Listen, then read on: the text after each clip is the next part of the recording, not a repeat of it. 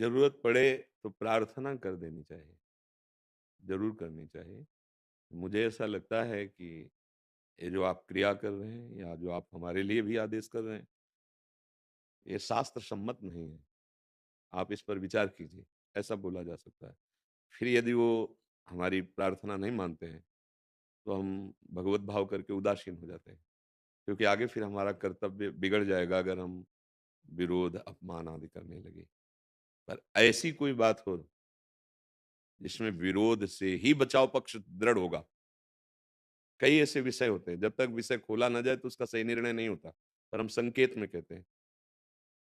अगर ऐसा विषय है कि विरोध करने से धर्म की रक्षा हो जाएगी, तो फिर वो विरोध कर ही देना चाहिए।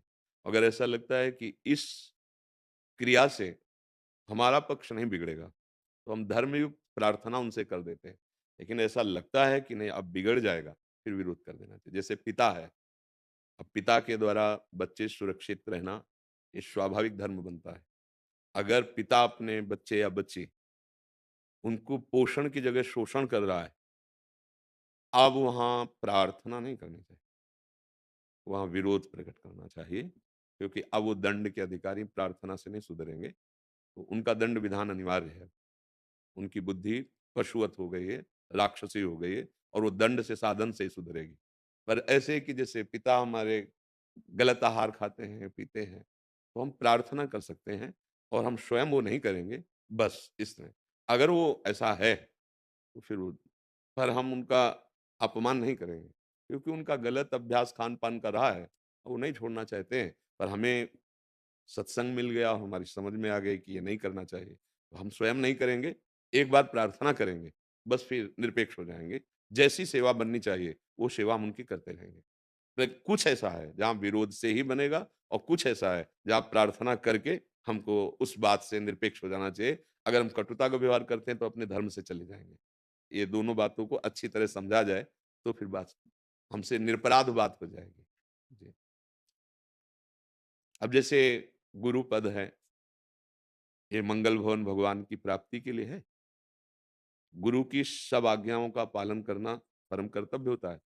पर यदि कहीं ऐसा धर्म विरुद्ध आदेश है, तो हम निवेदन करें कि ऐसा ना तो कहीं गुरु के पद में विराजमान किसी महापुरुष ने आज्ञा करी है और ना ऐसा शास्त्र कह रहा है। अब मेरे इस प्रश्न का समाधान कीजिए, तो मैं आपकी आज्ञा का पालन करूँ। धर्म विरुद्ध कभी गुरु आदेश कर नहीं सकता। अगर है, तो तत्काल वहाँ प्रश्न करना चाहिए। फिर जो उत्तर उस पर विचार करें। अगर वो उत्तर शास्त्र सम्मत नहीं है, तो तत्काल दूरी बना ले। छल हो रहा है, सत्य का उपदेश नहीं है। क्योंकि कभी भी सतमार्ग पर आरूढ़ असत का उपदेश कर ही नहीं सकता। भूल न दें कुमारग पाऊँ। बस ऐसी सूक्ष्मता से दर्शन करना है। सत्संग हमारे अंदर विवेक जागृत करता है। तो सत्संग, गुरु के वचन, संत के वचन, शास्त्र के वचन, इनका मिलान होना चाहिए। ठीक? फिर जो वचन, वही मन और वही आचरण, इनका मिलान होना चाहिए। ये है कि हम गलत जगह जुड़े हैं, सही जगह जुड़े हैं, गलत आदेश है कि सही आदेश है। इन 3 बातें देखी जाती है। शास्त्र, गुरु के वचन, संत के वचन मिलने चाहिए। तस्मात् शास्त्रम प्रमाणन्ते। सबसे बड़े गुरु हैं भगवान श्री कृष्णचंद्र जी। गीता जी, भागवत जी, ये सब भगवान गुरु की ही वाणी है। अगर इनसे विरुद्ध किसी की बात है, तो विचारणीय बात है। हम कहीं न कहीं फँस रहे हैं। तस्मात् शास्त्रम प्रमाणन्ते। जो सच्चे मार्ग का पथिक होगा, उसके जीवन में दंभ, पाखंड, कपट नहीं होता।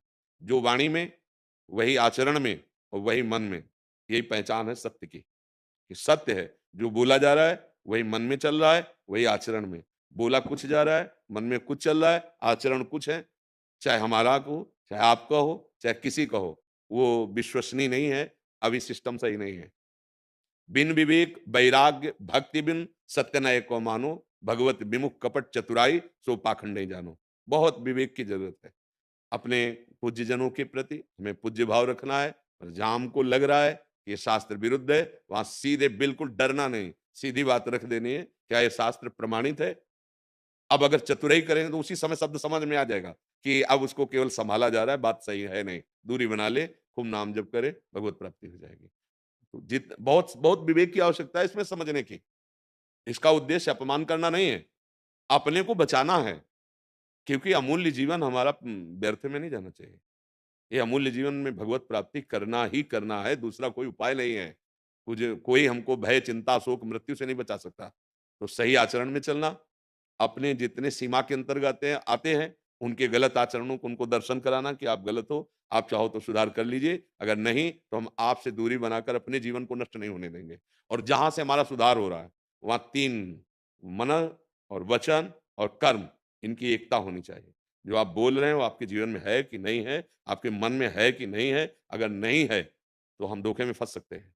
और अगर तीनों एक है, उसका परिचय जब बहुत काल संग करे तो तीनों चीज़ें समझ में आएँगी और 1 मिनट में समझ में आ जाएगी।